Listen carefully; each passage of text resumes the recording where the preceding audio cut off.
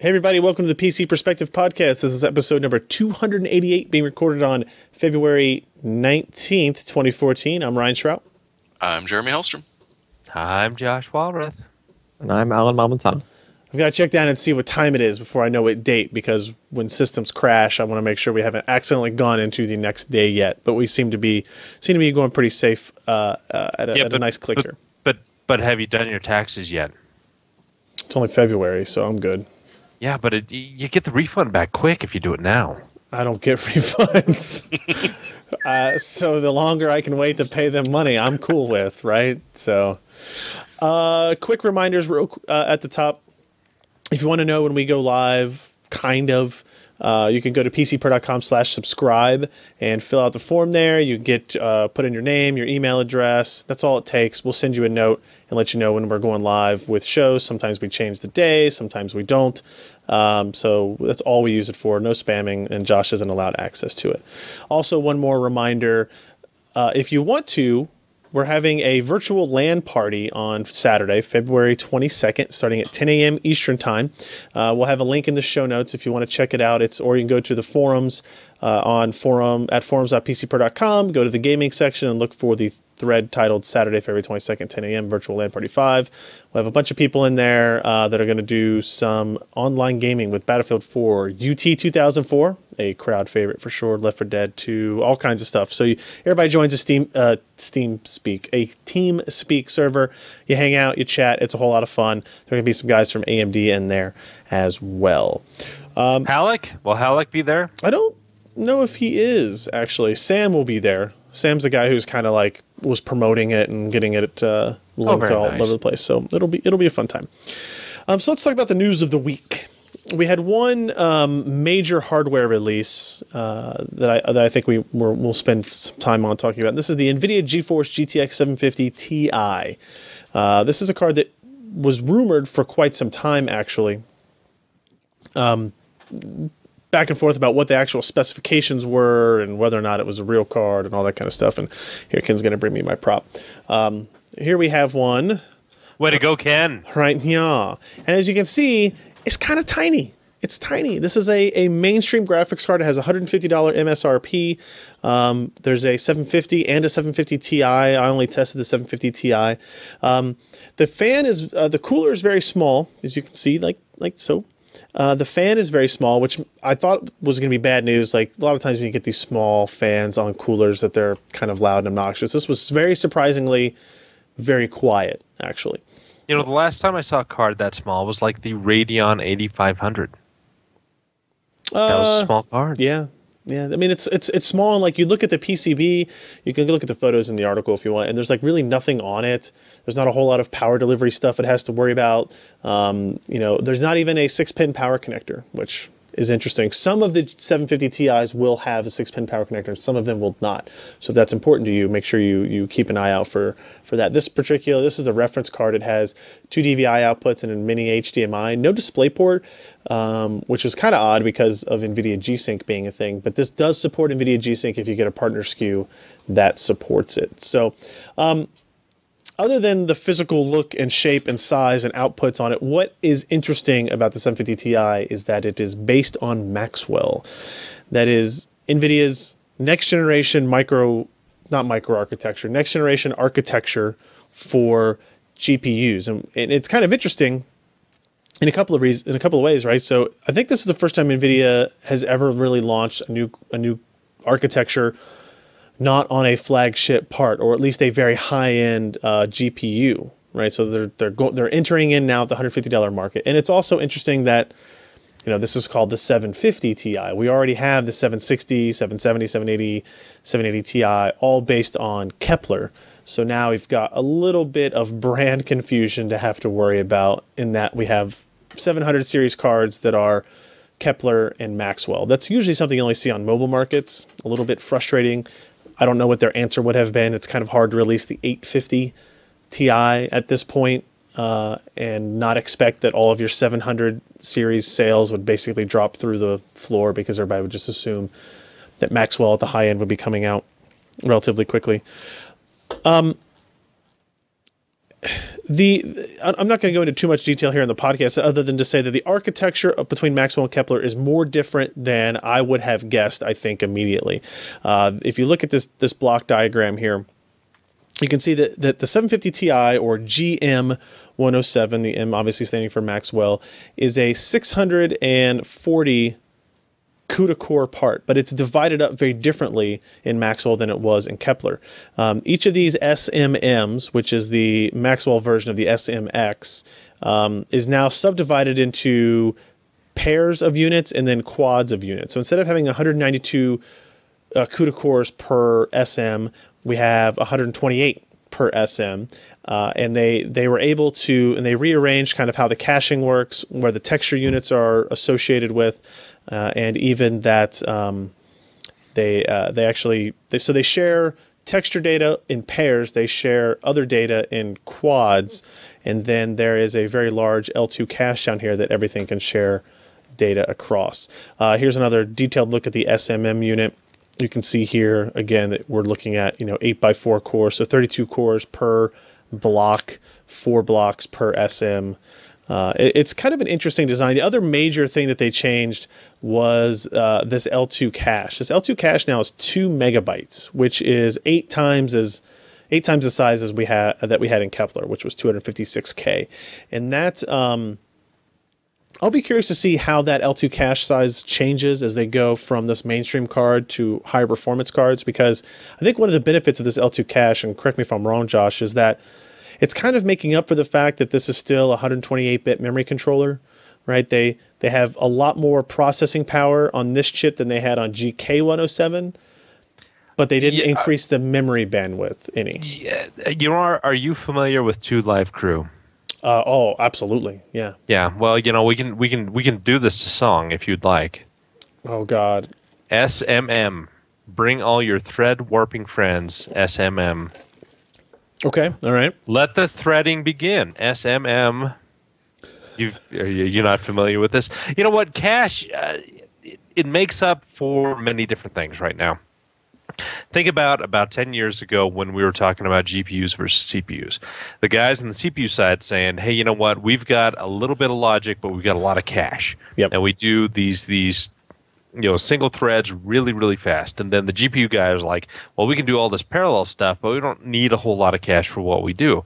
We're at the point now where you do need a lot of cache for a lot of this parallel work because it's so massively parallel. And memory technology, while pretty fast, still can't feed all of these, hundreds and thousands of individual cores that, whether it's the AMD GCN architecture or cores, that they're just becoming bandwidth starved. And I think that this is one of the major reasons we see a larger amount of performance from the NVIDIA product, because yes, it's got 128-bit memory, and that is usually a larger area of power consumption in any kind of process.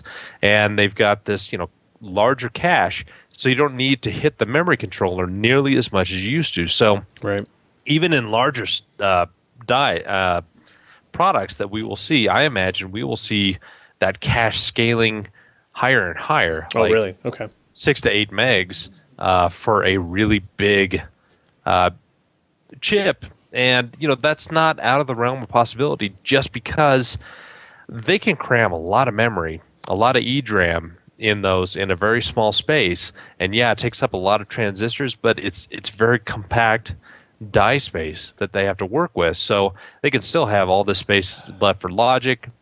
And it's something they're going to need because, we've got 256-bit, 384-bit, and 512-bit memory caches, but we are still running GDDR5 that we saw introduced 2 years ago. Right. And actually, if you look at this table in the article that kind of compares GM107 to GK107, you can see the differences here, right? So you go from 384 CUDA cores to 640. Clock speeds are pretty close, but your peak theoretical compute performance goes from 812 gigaflops to 1300 gigaflops, which is nice.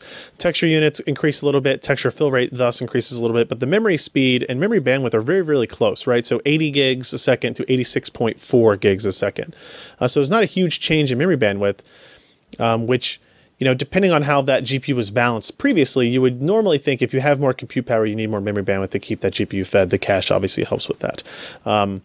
It is a larger chip, though. It goes from 118 millimeters to 148 millimeters squared, so it's 25% bigger, I guess. Yes. And it is it's obviously using more transistors as well. But what's interesting about this is that it's still using the 28 nanometer process. And I think NVIDIA won't come out and say that this is why, right? But you can get hints here and there about why they launched with the 750 Ti at this part. It's probably not because that was their plan all along. It's probably not that, their official answer is, hey, this is the high volume market. We felt like this was the place we wanted to go first. Maybe, sure, but I think it's more likely that they were expecting to go to a lower process node for the introduction of Maxwell, and they weren't able to do that. And maybe they're trying to get a little bit of practice with the architecture at 28 nanometer. Maybe they weren't sure they could make a 250 watt part that was significantly faster than the parts they have now at 28 nanometer. And so they're kind of forced to go the route of GM107 at 28 nanometer. What do you think on that, Josh? Is that a reasonable thing that they can't do this at 28 nanometer with a really, really big chip? It's really hard to say without being in NVIDIA, but I can see advantages to pretty much a lot of these things. Namely, as Dominic had mentioned, this is kind of a reverse pipe cleaner. You prove the architecture first on a known process node, and you move to there. At the same time, 20 nanometer for a high TDP part and a higher clock speed is just not available for them. I think it's a good move by them. It's certainly, you've got your driver teams working on the new Maxwell architecture. Yep. You've got a product that is going to sell quite a bit, but it's not going to cause the enthusiasts to rampage against any kind of driver issues that the new architecture could potentially bring into the mix. Sure. It's exposing a niche that we really are starting to see with a lot of the OEM systems. We will talk about that here shortly. That we will. They don't come with extra power cables, and they've got small power supplies, and some people may want to actually game with these products. I think that's kind of fortuitous for NVIDIA, the way that things have worked out, because this could be a very good product for them, because it will work out a lot of the kinks in the Maxwell architecture on a known process. They can take these lessons and rules and whatever they've learned from there onto a next, higher performance process. It's kind of like Intel's TikTok. So, what do you think about the fact that now NVIDIA has to develop drivers for 3 architectures, right? They still sell Fermi cards, they still sell Kepler cards, and now they're selling a Maxwell card. How is this different than when they were developing drivers for the original 6800 series, 7800 series, and the new G80 based products that are DX10? Well, the 68 and 7800 cards were the same architecture, right? Sort of. It was what? It was kind of 1-to-1 with pixel and texture, and then 7000 series were 1-to-2 pixel and texture. Yeah. And so you don't think this is out of ordinary then? Yeah, it's still DX11. They haven't jumped to DX11.2. Nope, they have with this new architecture. And, there's still a lot of similarities to it. I think where they're seeing the most difference is probably in the real-time compiler, because they have the new SMM units versus the SMX units of Kepler. And SMM requires a little bit more CPU performance to be fully optimized, because it seems like it's a more granular architecture. And so to split the workload, you need to have a little bit more CPU overhead to be able to do that effectively. Because if you look at what the previous, the 650 Ti versus the 750 Ti, and you look how they separated the SMX units, it's pretty significant, the extra workload that the CPU probably has with this architecture. But once they get past the CPU workload, which for right now, I mean, we have so many products that are really, really powerful. I mean, when's the last time Allyn updated his CPU? Allyn? Still on an original i7 920. Yeah, so I mean, we've got lots of performance on the CPU side from both AMD and Intel, and so I think that's kind of a non-issue at this point. All right. Let's look at the comparisons that we're going to make here. If you look at there's a table here on the article on the second page that compares the 750 Ti to the 650 Ti, and then also looks at the R7 265 and the R7 260X. So the MSRP of the 750 Ti is supposed to be $150, right? And actually, it went for sale yesterday for $150. You can find them on Amazon and Newegg for $149. The R7 265, which you talked about last week, is announced. It isn't actually for sale yet. It's supposed to be at $149. I'm not going to get into the whole pricing issue again. I do not think it will be selling for $149. The R7 260X 2GB model is $139. So it's $10 less expensive than where the 750 Ti is today. And in theory, the R7 265 matches price. Now, what's interesting about that, if we look at, I mean, specification-wise, the R7 265 is the only one with the 256-bit memory bus. It has significantly more memory bandwidth. And it's also the only one at 150-watt TDP, which is like 2.5 times what the TDP of the 750 Ti is at 60 watts. So it'll be interesting to see here as we go down and look at a benchmark page. For example, we'll start with Battlefield 4. Where so if we look, let's look at this one first. This graph here indicates to us the green line being the 750 Ti. You can see that kind of going through here, and it's kind of very close in performance to the pink line, which is the R7 260X. So 750 Ti, a little bit faster than the 260X. That kind of makes sense. It's $10 more expensive. It's a little bit faster. Makes sense. But this blue and black line up top is more concerning, right? The blue line is the R7 265. Now that is supposed to be the same price as the 750 Ti, and it's obviously performing at a much higher rate, in line with the GeForce GTX 660, which is a $200 card. So, and that's kind of a pattern that is really repeated throughout, right? Where our average frame rate is about 28 with the 750 Ti, it's almost 35 with the R7 265. If we look at, I don't know, we'll take a look at Crysis 3, you'll see the same type of result. We're looking at 16 frames per second with the 750 Ti versus 20 frames per second for the R7 265. So those are some pretty big differences. There's a couple of places where it's a little bit closer, but if you look at Metro Last Light, you see the same thing, the green line at 30, the blue line at almost 35. You know, we're talking about sizable performance differences. The 750 Ti is consistently faster than the 260X and consistently slower than the 265. So keep that in mind. When we go to the overclocking section, it actually performed really well. If you look at this screenshot of our overclocking settings, you'll notice that the power limit maxes out at 100%, which is kind of crappy. So you can't overclock that way. The core clock, we have the slider all the way across here at plus 135, and we have the core voltage up plus 31 millivolts, which is basically like nothing. That's not really that big of a deal.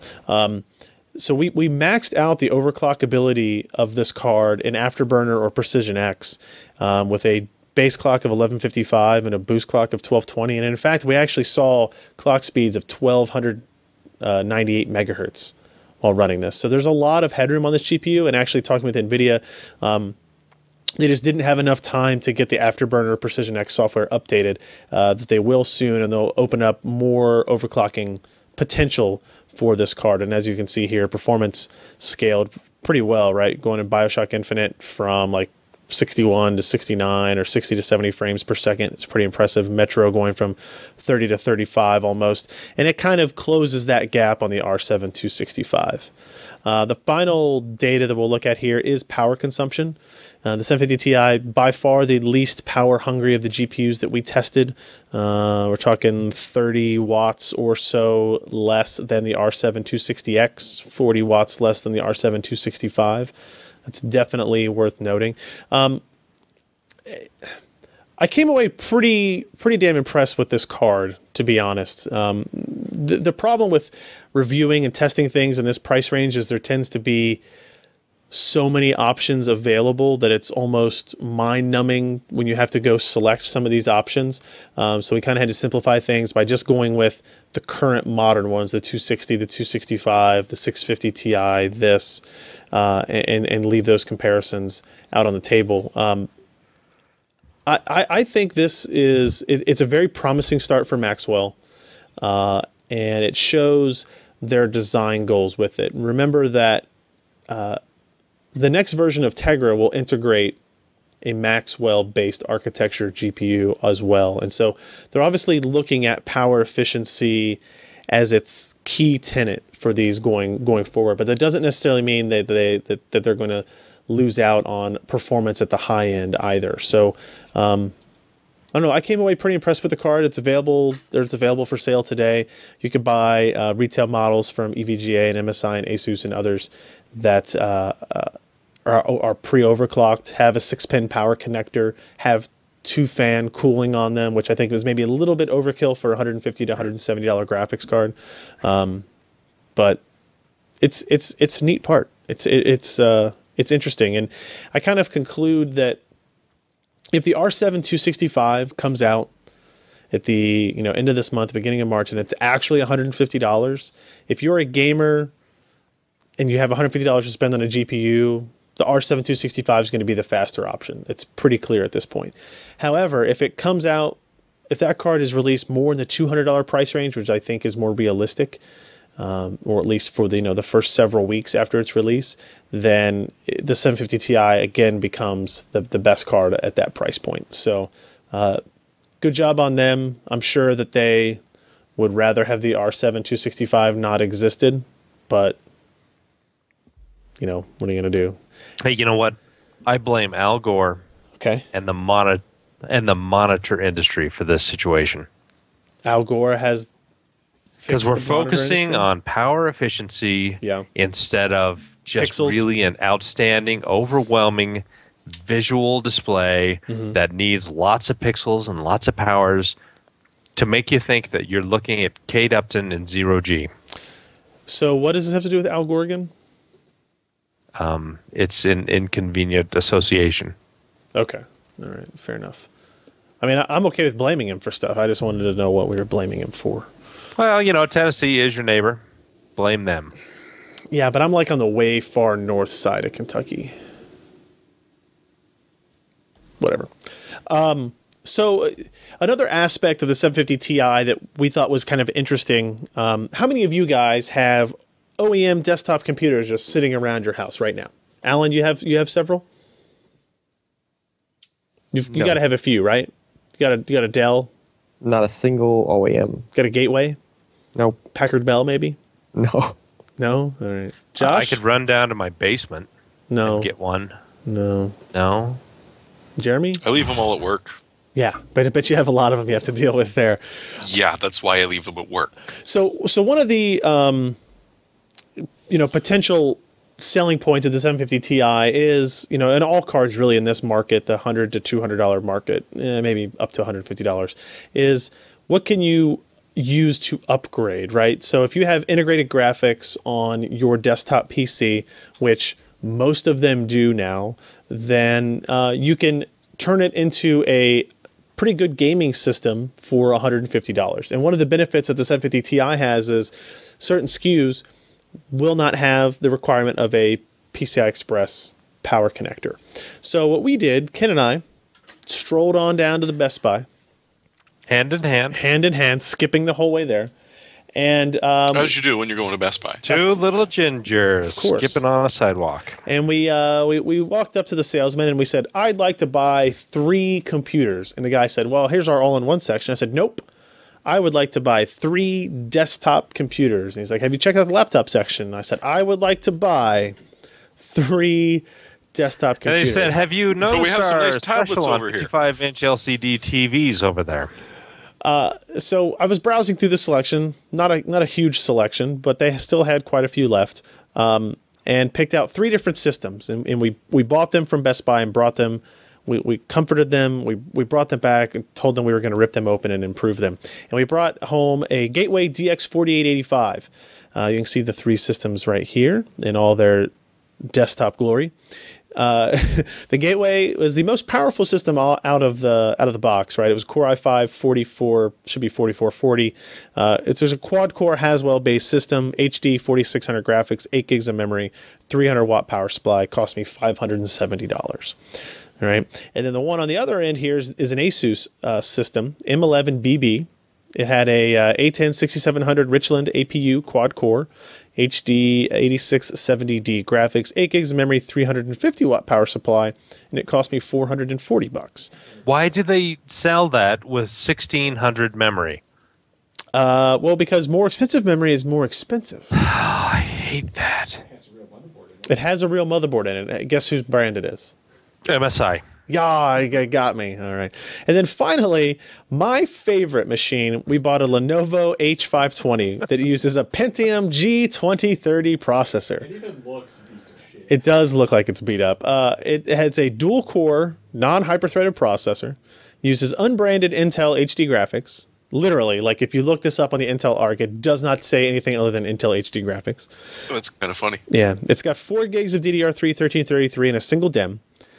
It had 1 terabyte hard drive. It had a 250 watt power supply, and it cost $340. All right. First thing I'll say, the Asus machine, good on them because it was the only one out of the box that didn't have a ton of crapware on it. When you booted it up, felt snappy.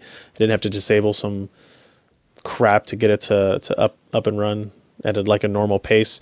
So you can see we've got our CPU Z screenshots here, and so that I'm not lying, it really is a Pentium 2030 with 2 cores at 2.9 gigahertz.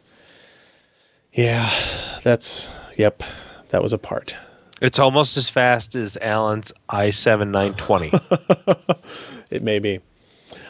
So what we did was really simple process. We installed Steam, we installed Origin, we played some games with the integrated graphics, and then we played some games after installing a 750 Ti.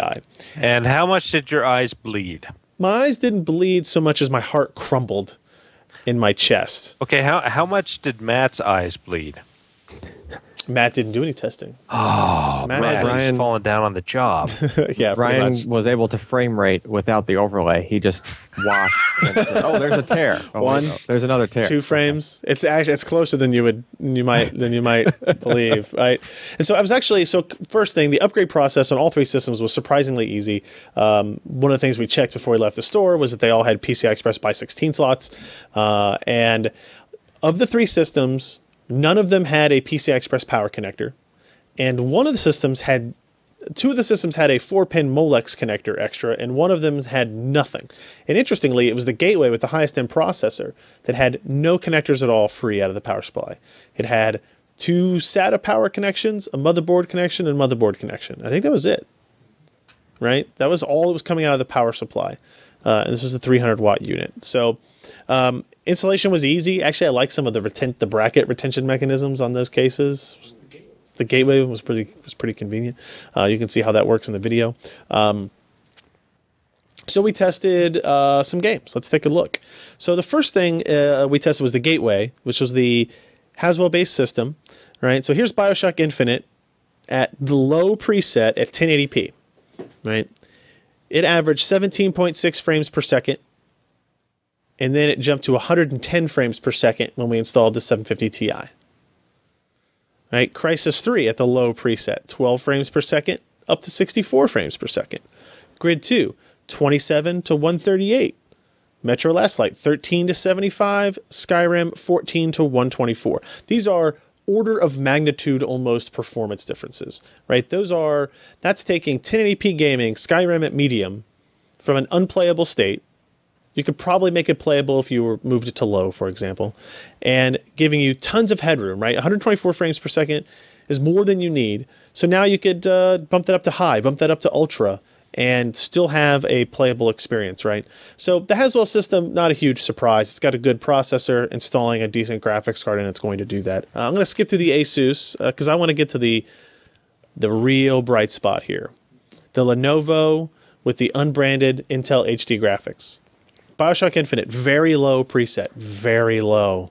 11 frames per second up to 118 with the discrete card. I think SIS could actually do better with their latest graphics I would hope card. so. Crysis 3 at its lowest settings, 4.9 frames per second. Up to 46 frames per second. Were you angry while testing that? I was. It's very hard to run through a map at 4 frames per second. Grid 2 goes from 18 to 91. Interestingly enough, Grid 2 is the Intel optimized game of the bunch here. So it's actually 18 frames per second is not playable, but it's closer than anything else was. And this is on the ultra low preset again. Metro Last Light goes from 5.5 frames per second to 36 with a minimum frame rate of 1. And Skyrim jumps from 15 up to 125. Again, another... Did you say 1? Yes. Yeah, He said 1 frame every second. And my guess is it's probably less than that, but there's no designation for 0. Like, I mean, how low can you go? yeah. So Skyrim jumped from 15 to 125. So what's interesting about this is if you look at this system, it was $340. It was an open box unit. I think it's normally like $380 or something like that. And it's a crappy processor. It's got a regular spindle hard drive. It's got 1 gig or 4 gigs and 1 DIMM of memory. It's not a system that you would want to have. You throw in a $150 graphics card. Now you're up to $490 investment in it, and you're playing games at 1080p at good speeds. And you could, like BioShock Infinite, we could increase that from very low to low or medium and still be able to play it. You know, Crysis 3, you'd still have to stay at low. Grid 2, you could increase image quality. Skyrim, you could definitely increase the image quality. And you're making these viable gaming platforms, right? And power consumption, the other key issue here, right? One of these systems had a 250 watt power supply. I think that was the Lenovo one, right?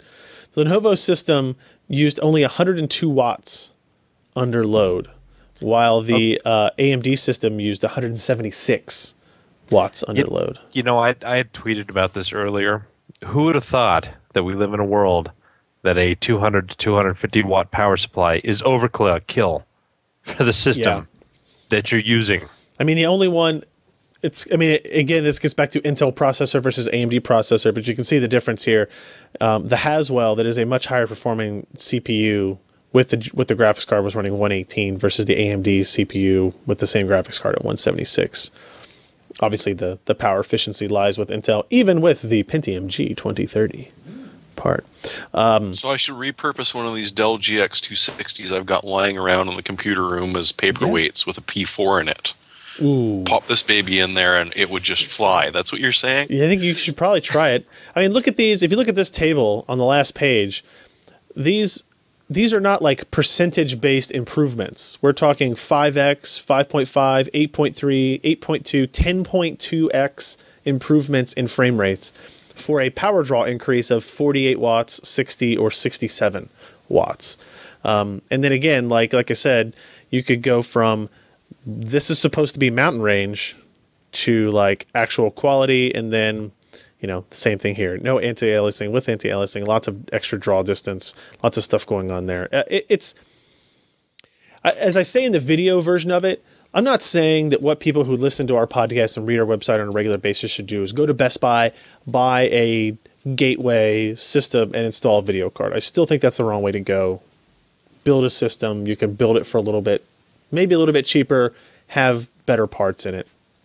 But if you have that machine that, you know, you just retired, or your dad has one, or somebody has one that they're willing to give to you because they don't use it anymore, or maybe you get one at a yard sale or something like that, that's really You got a cheap. cousin who wants to play games with you. Yeah, right. And they have, you know, they have a Dell whatever. Presario, is that a desktop brand? That's a... No, they're Optis now. Oh, okay. Whatever they are. Whatever the brand is, right? If you've got somebody who wants to play games and you go over there and you look at what they're doing and you go, how do you live like this? You savage, right? And you can point them to now options like the 750 Ti and say, look, it's $150. It's not a cheap upgrade necessarily for a lot of people, but the difference you get in performance is totally worth it, right? And it's one of those things that's cool to see. You know, I saw a story earlier today that was like, hey, the 750 Ti plays Titanfall better than the Xbox One. Totally believe that. You might be able to get away with that on one of these systems, particularly the Haswell-based platform, right? I mean, and again, it's $150 for this card, and I just think it's a neat thing. AMD has options, right? The 260X is there, but it requires a 6-pin power connector. For them, you have to go down to the 250 to get a card that doesn't require external power, which is obviously going to be much lower performance than this. And you know, it's a cool thing to do, to know that for $150 you can turn just about any piece of crap system into a 1080p gaming PC. You know, it's not going to run Crysis 3 on Ultra, right? But you'll be able to run Crysis 3. Right? So, I don't know. You guys have any systems you want to do that on? No? Jeremy's going to take all those ones from work? Yep, the P4s. I'll bring them back to life. You know, there's a P4 still assembled in my loft that was my wife's computer a long time ago. You know, that's probably a good card to... Does it have a PCI slot?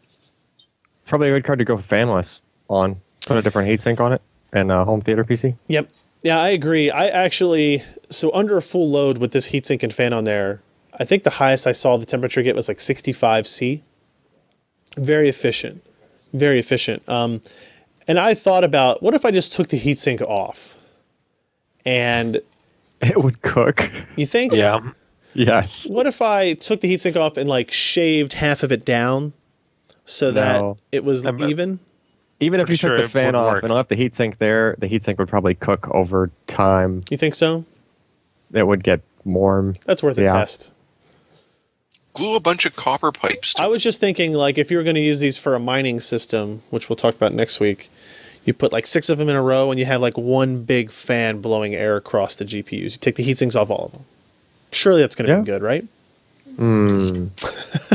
Try it. Don't somebody else try it, not me. There's still a lot of Mineral thermal oil, density Ken says. in that chip. Oh yeah, no, there is. Actually, the retail, did have one retail card that we had an issue with. I had to send back. It was an EVGA. It was the overclocked one with the 2-fan cooler, ACX cooler on it, and the GPU never got above 42°C on that. So like, that's pretty damn cool, literally and figuratively. So okay, we talked too long about the 750 Ti. We're gonna have to run through the rest of this. End of the show. Ready? Oh wait, just kidding. Maury posted a review. I didn't know Silverstone made an all-in-one liquid cooler. Did you guys?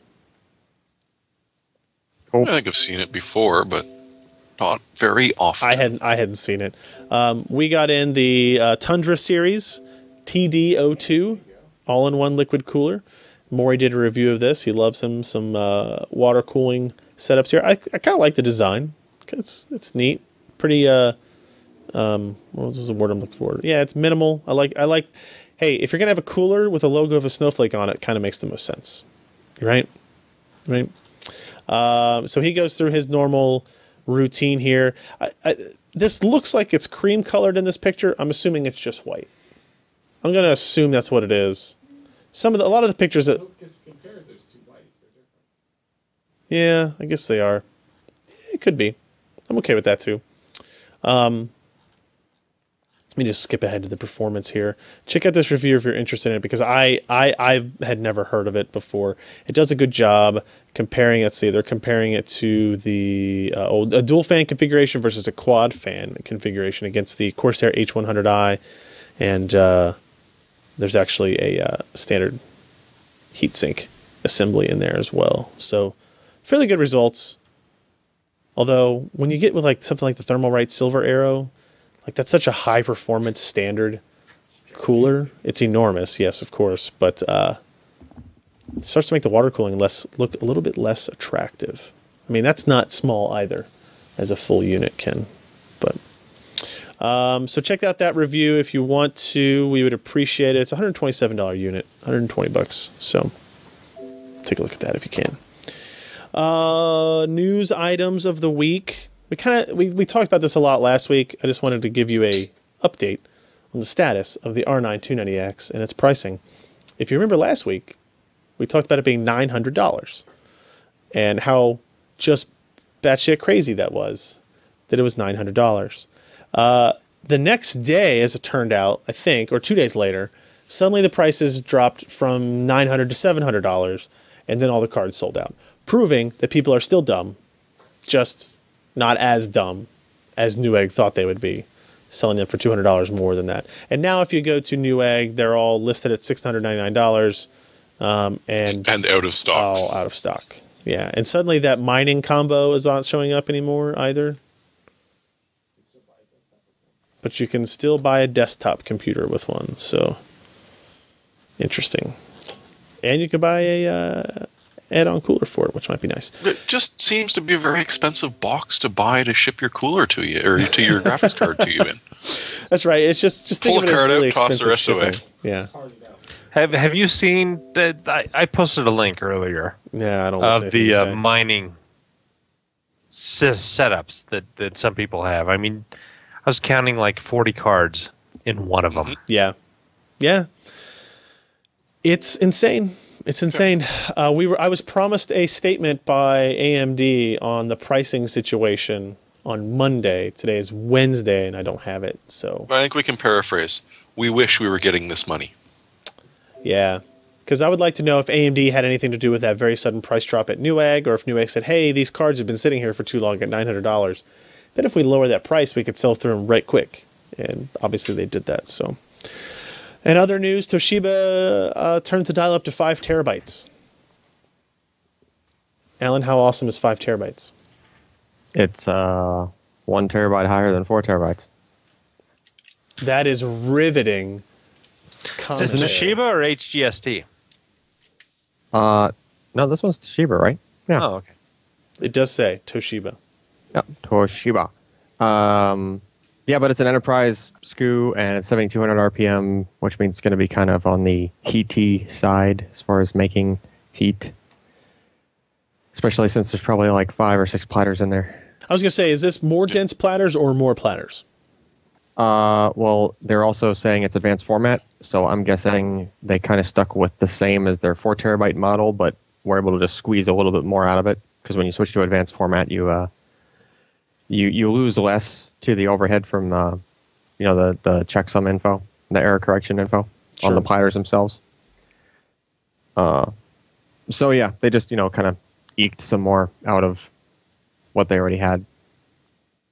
And brought it to 5 terabytes, and I don't know. I always kind of shake my head when you have one of these when they make the jump to the bleeding edge capacity, and at the same time it's a 7,200 RPM drive. It's like, come on, guys. No, it's nobody needs a recipe for disaster. Well, you're asking for it, right? It's brand new tech, or at least something brand new for them. They're probably just nudged up the platter density just a little bit more, like the last piece of tinsel on the Christmas tree before it comes crashing down. Yeah, I was just saying, like, there's a limit to how many platters you can fit in there physically, let alone heat and that kind of stuff. You've seen hard drives from the 80s, right? Oh yeah. Yeah. Oh yeah. Platters. But with like these, that. so with these, you have like, especially for 7,200 RPM, I'm not sure if this drive does it, but I remember, you remember when Western Digital did like the first RE series drives, and they were showing it, and it actually had like a little, you had like the area of the head pack, which had its swept area, but then around each disk you had a little like, kind of like a shield that was like a comb. It sat in between each platter, and it was like a separate little arced section of metal, and it was to reduce turbulence because you were trying to squeeze so much in and have a 7,200 RPM disk, right? So now you have even closer tolerances between the stationary and the rotating parts, and there's even more cause for like friction and air, turbulence kind of stuff going on, just to basically things to increase heat. Right. But the sad thing is, yelling at it no longer decreases IOPS. Because it did at one point. If you screamed in the server room, you would see degradation. No, that still applies. Not the same way. But you got to scream even louder. Yeah. Gotta scream 5 terabytes worth. You can still scream at a hard drive and make its read speeds change. That's my new favorite thing about computing. If I get mad at my computer, I will attack the hard drive verbally. You heard its feelings that too. It knows it. Yes. Gonna go just imagine how much fun it would be to have a 7200 or 10,000 RPM hard drive that was this thick, and you would sit in your chair, and then you'd go this way, and then your chair would swivel this way. And it'd be fantastic. It's like a merry-go-round in the server. I want more hard drives with Windows on them. I'm going to go back to that. Oh, I totally heard that the wrong way when you said it. Like, my brain was just like, what? No. Most of them have Windows on it. Yes. Because you know what? SSDs with Windows on them are the most exciting things we have seen. I'm telling you, that will be a big deal. I wish We just need an LED readout for the amount of load on that flash chip. You need a window. Have full cathodes on my transparent SSD. Listen. You have a window on an SSD with an LED activity indicator that like flashes. Yeah, I want like an LED activity indicator on each flash chip. Yeah. And then I want an OLED screen on there so I can see what I'm accessing. Right, and the screen could fold out. Brian, skip the case. Put heat sinks on. Put heat spreaders on them like RAM. Yeah. Just go the full out way. All right, yeah. HyperX that stuff. Speaking of kind of a little bit of overdoing it, there's apparently a company somewhere in the world developing a passively cooled desktop computer made up of copper water pipes. 36 of them, this is a story that Scott wrote up, 36 of them pass through what looks like an aluminum block attached to the socket LGA 1155 heatsink mount. It's already out of date. So those are... Oh, man. Those are not it would heat be the pipes. super duper pipe, or if EVGA had it, the super FTW. Mega pipe. But FTW. But wait, those are just like copper with water running through them? No, air. Air? Air. It does convection. As the copper pipes heat up, it passes to the air within it. Convection forces the exhaust upward through the copper chimney and places the cool air from below. We could make this. We could totally do this. Just give me a drill, block of aluminum, and tubes of copper. Yeah, I want to find some video cards that have that heatsink design. This is the 3D prototype here, and it looks like it's even supposed to have passively cooled discrete GPUs. They don't look like they're connected to the loop at all. They don't. You're right. They don't look like they're connected to that loop at all. And that's probably a good thing. I guess it's a cool looking case. Like I like the idea of it kind of being somewhat open.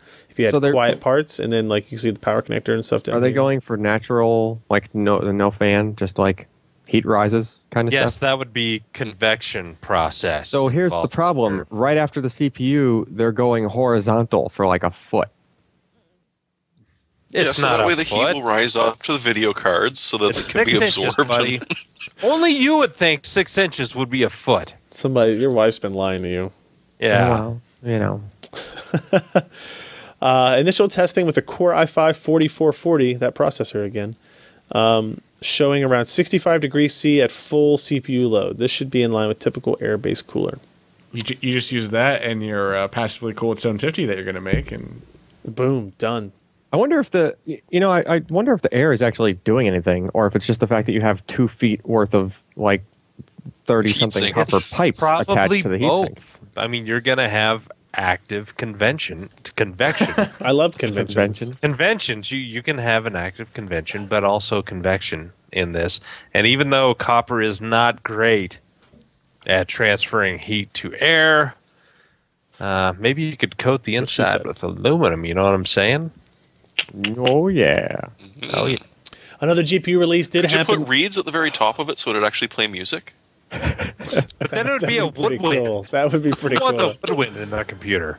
Have keys hooked up to it. I'd like it. There was another GPU release this week in the form of the NVIDIA GeForce GTX Titan Black. Another not surprising release. This is a... did they even send any samples out, or just said, hey, we're They apparently did not send any samples out. If you see a review, somebody got it from a reseller, from a system builder that's using it. So this is essentially the same full GK110 chip as the GeForce GTX 780 Ti, but it has the full floating point, double precision floating point enabled on it. So we're talking 288, 2880 CUDA cores, double precision math. That's one of the data points here. Double precision math. It can do it. 5.1 teraflops single precision, 1.3 teraflops double precision, 6 gig frame buffer again, 384-bit memory controller running at 7 gigabits per second, 250 watt TDP. So this is basically you take the 780 Ti and you convert it to have full speed double precision floating point capability on it and double the frame buffer from 3 to 6, and you have a Titan Black rather. It's $999, same as the previous Titan. So if you saw Titan prices going up last couple of weeks, that's because they were very, very short supply. The Titan Black is replacing it. If we get a hold of one, we'll do a review, but I expect there to be basically zero performance differences between this and the 780 Ti, and considering the 780 Ti is $300 less expensive, maybe $350 less expensive, I guess. I don't know. That's it. That's the Black. Titan Black. So NVIDIA has GeForce Experience. AMD has the AMD Gaming Evolved Control Center, powered by Raptor, R-A-P-T-R. And they have a... Is this kind of like the artist formerly known as Prince? No, they don't have a logo as their name. They just dropped a vowel. But pretty close. Yeah, I guess so. You know, the longer the name, the more important it is. So, Jeremy, what did AMD do with the Gaming Evolved app this time? Well, they give you more things, from what I understand. They give me things? Yes. They're giving away Sapphire-branded R9 series cards. They're giving away free games. A gaming headset I've never heard of called Astro. Don't know if you guys have ever seen one of those or not. Gamefly subscriptions, which, you know, could be almost as fun as a free game. Sure. But they're just sort of, well, first off, anyone who's actually a member, don't worry, you're not losing any of your reward points. It's being upgraded, but you get to keep them all. It just, you're going to get rewarded a little bit quicker. So what do I get rewarded for? Yeah.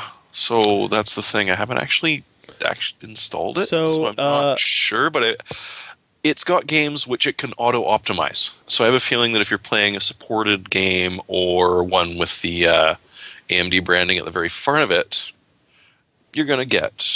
Optimizing game settings is one of the things you can do. So this app, the GeForce Experience app uses all NVIDIA data to give you your recommended settings. The Raptor software and the AMD Gaming Evolved program use crowdsource data. So what they tend to do is, at least what they're telling me they're doing, is they're monitoring your frame rate while you're playing a game. They know what settings you're using, and they kind of collect that data, and then they use that to set their recommended settings per hardware configuration. But not before intimidating you and saying that you're an idiot for playing it that way. Well, yeah, you gotta have. What a are you, bit some of kind of verbal heathen? abuse? That's their new slogan, the way it wasn't meant to be played. So the idea is if you play games with that feature enabled where they're able to monitor what performance you're getting and stuff, that you will earn points for that. You will earn points for broadcasting to Twitch through that application.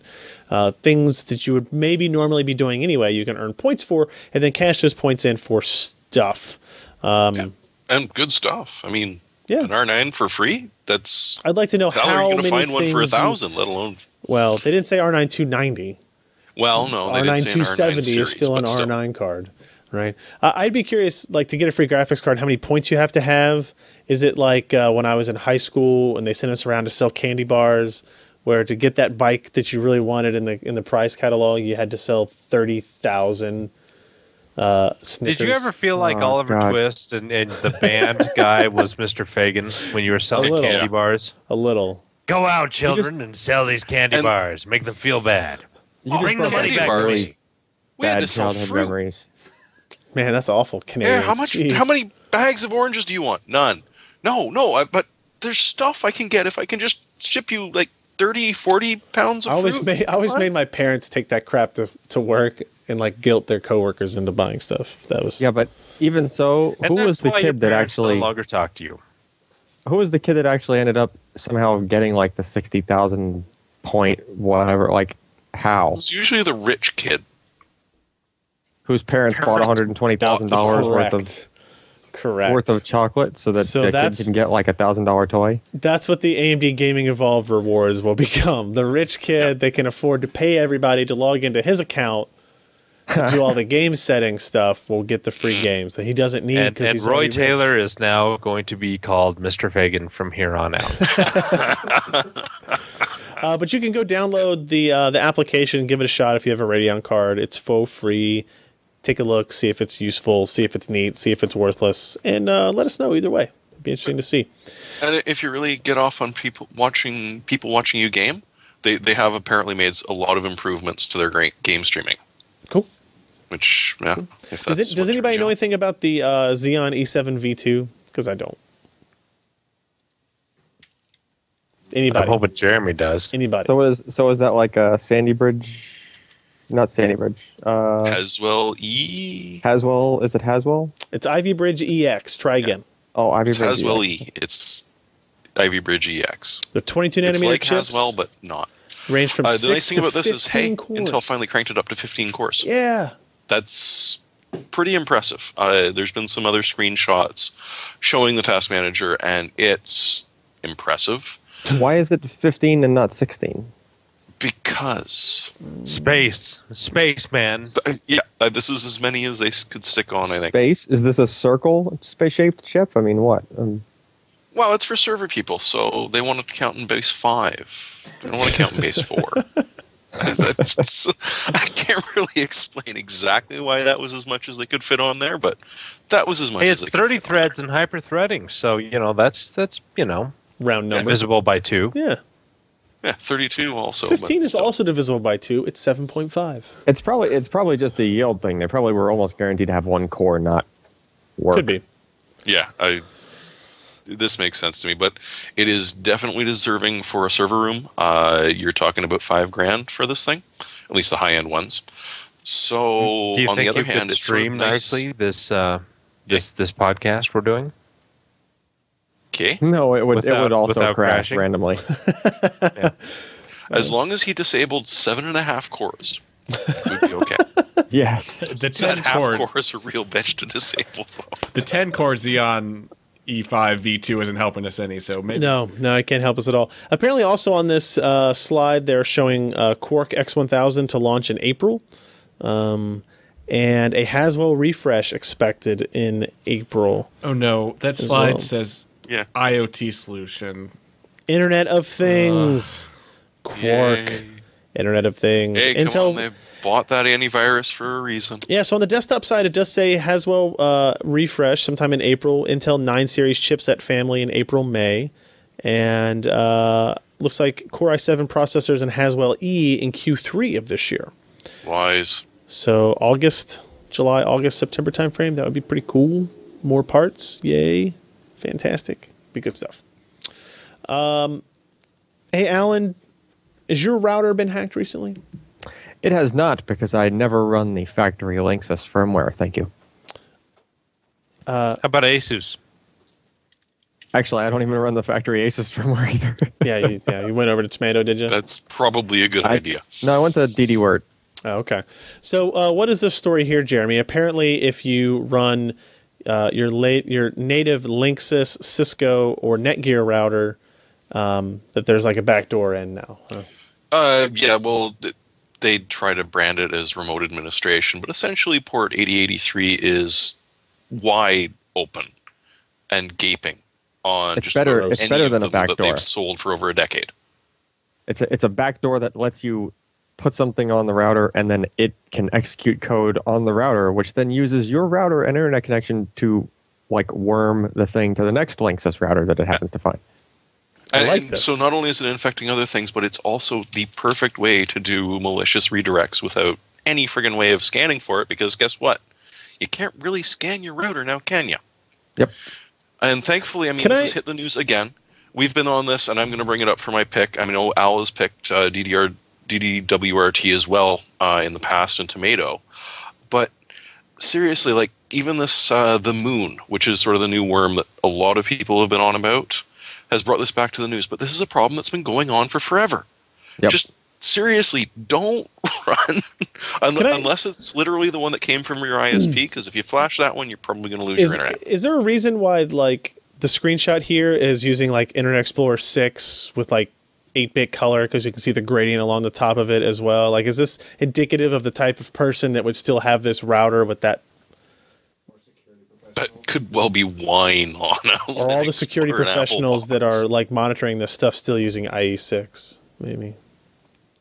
It's just weird. Every time I see like a story that looks at some kind of security issue, there's always like, and here it is in Internet Explorer 6. It's like, great, awesome. Nobody come on, it's anymore. effective security through obscurity. Nobody's trying to hack IE6 anymore. No, because it's already been hacked to death. It is done. Last bit of news. Oh, hey, on my Netgear router, a new firmware upgrade is available. Weird. Strange. That came in through a flash ad on your banner, right? Your computer is infected. Click here now. Ooh, I better do that.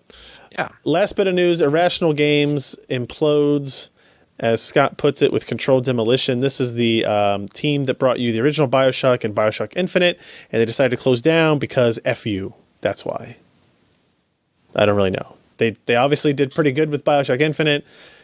Ken Levine, who is in charge of that, basically said, I don't want to do this anymore. I'm going to do something smaller and start up EE. So rather than just, pass on this great established brand and talented team of people on, I'm just going to say, nah, you are all fired. Find new jobs, maybe. He just wants to recreate Looking Glass. Yeah, sure, but you don't have to fire, like, it seems Fire odd to me all that he would be like, I don't think this company can exist without me, so I'm going to close it before I move on to my new company. Right? Not even giving him a chance. I don't know. Maybe. And maybe it was 2K BioShock Survivor, because 15 lucky programmers will get to continue on with it. Yeah. I don't know. It was such a good game, and they did so. I mean, it just seems weird. They announced this. I think the last bit of DLC comes out soon, right? For BioShock Infinite. It's obviously finished since they're closing the studio. But that's sad. BioShock Infinite was a great game. And I don't know. He said his new project, he wants it to be replayable narrative games. So choose your own adventure books. I don't know. I got nothing. It worked for them for a long time. So does that mean that the end of the second downloadable content for the Rapture Priest story is Ken Levine destroying the underwater city Rapture and giving you the finger? Probably will be that, yeah. Let's go to our hardware software picks of the week. Mine is, I think, Josh, you reviewed these speakers. Is that correct?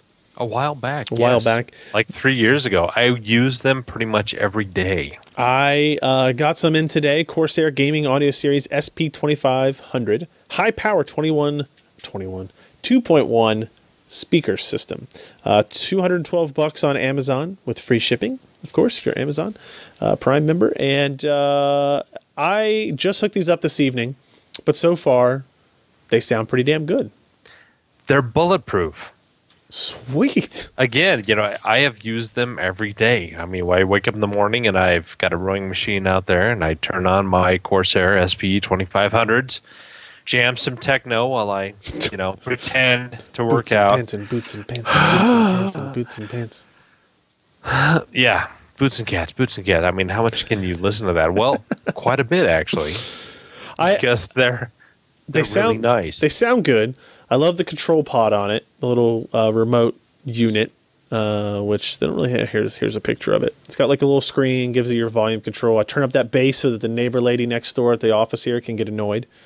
And they're small enough to sit on my desk with my like I built that standing desk thing that I still use. It's got the 230s on it, and now I have these two speakers, but they need to be kind of low profile in order to fit on the desk, and they do a pretty good job with that. They sound good so far, and I like them.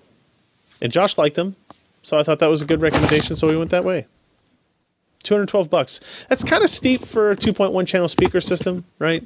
But For it's a good it's quality a pretty high one, quality it's speaker system. It's good. I'd say on Amazon here you got 4.5 stars on 197 customer reviews. That's a pretty good sign. And they Scroll up. just don't break. They What am can I get looking for? loud, and they don't break. They don't crackle. No, we're not. Oh, sure. Everyone likes them, but they don't put up your review, do they? Yeah, exactly. All right, Jeremy, you're next. I really have nothing this week, so we've said it before. I'll say it again. Would you please flash your damn router? Be it OpenWRT if you decide that the guy that runs DDR WRT is icky for. Do you really want me to good flash reasons? my router online right now? Yes, I do. Whatever works. Unless there's I'm a gonna tomato, stand because I up. don't want to see your rotten tomato. But do it with tomato.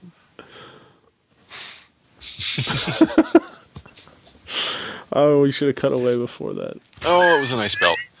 That was all right. Ken. He could have stayed on me, but he wanted to see what Josh had. No, not Ken on gets the to little see screen everybody he's got. all the This- time. It's only us. Ken wanted us to see it. That's what the issue was. Yes. But it even not just for security. The thing is, when somebody's saying, how much bandwidth are you sending up to Skype right now? Is that why everything's crashing? Well, with a router flashed, you can actually find out. It's amazing how many native router firmwares don't have that capability. Well, they've got frigging no capability whatsoever. All right. Apart from Easy Connect. Oh, now I'm working and safe. Josh, Josh, is your what do you pick? got? Speakers. We're talking about I just it. did that. Yeah, but I have another set that I enjoy. If you're kind of one of those enthusiasts that have a full power receiver connected to your computer, these are two desktop speakers, or at least bookshelf, that they're really nice. I mean, they don't have a huge amount of bass, but they sound really good. And the price is really nice. It's like $160 for the pair of them. Mm-hmm. And they're not paper cones. I could buy this subwoofer. You could buy that subwoofer. Often it is on sale at another place called Newegg. But anyway, $99? they're good, solid speakers that can fill a room or fill your office, whichever you prefer to exist in. I don't want to talk for about what not you're a whole gonna lot fill of with scratch. them. All right. And 5-way binding posts. Good stuff. Yeah. Last but not least, maybe least, I don't know. Alan, what do you got? All right, so it was last week that I did the Steam recommendation, right? Sure. For Descent Yes. in wonderful. That's sick. Yeah. Okay. So here's the thing. If you bought that last week off of Steam, you will notice that it plays in DOSBox, which is kind of like a really corny. That's not attempt like bad German, is it? it might as well be. Verse. DOSBox. DOSBox. DOSBox. So there's this group of guys that decided to make a project that remakes the engine that runs Descent and Descent 2. It actually works for both. But it runs like native to Windows, and you can run it at your max resolution. So like even on my 30-inch, it was running 2560 by 1600 native. But you have to bring you have to bring your own content. In other words, you have to bring the two files that contained all of the game data, like the maps and everything. You have to drag them over from, assuming you already own the game. So you download this little package, you drop those 2 or however many files in to that same folder, and then you launch it. And then you have what looks almost exactly the same, except it's running at all the way up to max res, and you can turn on anisotropic filtering, and basically it's surprising how well it looks just by, even though it's using the original game textures and all the original game content. And actually, if you play it through this, where the Steam version that uses DOSBox was using like the Sound Blaster style sound or whatever, like the really cheesy wave, old school kind of early 90s kind of sound. If you run it through this, it actually picks up the MIDI files out of the game and plays them as if you had like an AdLib sound card. My God, I can't remember. I like Can't this believe I quote remember that says, "You can take the game out of 1995, but you can't take 1995 out of the game." That's true. It's true. Is there like video of this occurring at any place, or what? Like playing it? Yeah, like this website that doesn't have a lot of. It's like a lot of you just stuff. have to play it. No, I don't. Video wouldn't do it justice. Like, especially if you're cranking it up to like 2560. If I watch video of 2560 by 1440 gameplay on YouTube, I can watch video of this. Come on, where's a video? The cool thing is that come on, THQ was selling Descent free space, the entire freaking IP package for $7,500, and these guys chose to say no. We're just going to redo Descent, not Descent free space. No. Well, wait a minute. There was something on this page that talked about free space. Yeah, they're for sale at GOG, which we already know. Okay. But no, literally, Interplay bought that IP back for $7,500. This is it. This is Descent. End of level 13 HD DXX Rebirth. Yeah, there you go. It's so not changing to 720p for me, of course. He's not very good at it. He's not rolling around much. But even with everything completely cranked, it still easily goes, like on a 30-inch, it's still going over 200 frames a second. So, which is good for that kind of game, right? Because you want it to be like, it's almost like playing, playing like Quake. Good Lord. Oh yeah, and there's and this adds multiplayer. It what? This adds multiplayer. So maybe when we have our LAN party thing, we could play multiplayer Descent. Maybe if I get some barf bags. Yeah, because that was nice.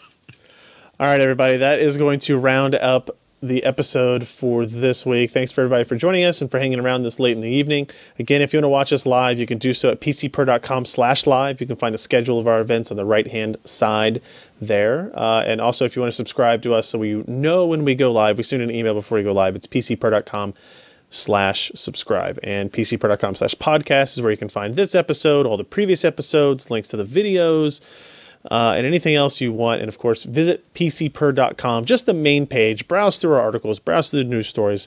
We spend a lot of time each day putting together content for you guys, so we hope that you read it and enjoy it, I guess. Something you could possibly do. I don't know. So with that, we will see you all next week for another episode. I'm Ryan Shrout. I'm Jeremy Hellstrom. I'm Josh Walrath. And I'm Allyn Malventano. Bye.